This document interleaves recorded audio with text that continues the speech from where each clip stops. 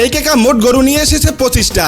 অনেক আশাবাদী হলেও গরুগুলো একদমই বিক্রি হচ্ছে না। এইদিকে গরুগুলোকে জামাইয়ের মতো খাবার দাবার খাওয়ানোর মহা আয়োজন চলছে। পাশে থাকা আরেকটা গরুর আগা থেকে পাছার অংশটাই ভারী বেশি। একটু সামনে আগাতেই দেখি কিছু মানুষের ভিড়। গরুর মাথা গরম হয়ে গিয়েছে। যাই হোক, অবশেষে বশ মানাতে সক্ষম হয়েছে। একটু সামনের দিকে আগাতেই চোখ পড়লো বিশাল এক সিংহের অধিকারী একটি বিশাল গরুর দিকে। বিশেষ করে পার্সোনাল ভাবে এই গরুটি আমার কাছে অনেক পছন্দ হয়েছে। গরুর দাম রাখা হয়েছে 15 লক্ষ টাকা। এদিকে আরো কিছু গরু আছে যার শরীরের থেকে সিংটা অনেক বড়। হাটের ভিতরে সতর্কীকরণ বিজ্ঞপ্তির পোস্টার দেখা যাবে একটু পর পর। গরুর হাটের ভিতর দিয়ে হাঁটতে থাকি আর গরুর মালিকদের সাথে কথা বলতে থাকি। কি অবস্থা, বেচা কেনা কেমন? তারা বলছে ভাই, টাকার মালিক দেশ থেকে পালিয়েছে, তাই বেচা কেনা তেমন ভালো না। চলেন এই হাটে গরুর মালিকদের অবস্থা আপনাদের সাথে শেয়ার করি। সারাদিন পরে খেতে বসেছে দুপুরের খাবার রাত 9টায়, তাও আবার এইরকম পরিস্থিতিতে। তাদের সাথে কথা শুরু করতেই সে বলে উঠলো, ভাইয়া খাবেন? আমি বললাম জি খাবো, আমাকেও খাওয়িয়ে দিন। গরিবের কষ্ট কেউ বুঝতে চায় না। তাদের সাথে এই খাবার শেয়ার করতে পেরে নিজেকে ধন্য মনে হচ্ছে। কিছুক্ষণের জন্য মনে হচ্ছিল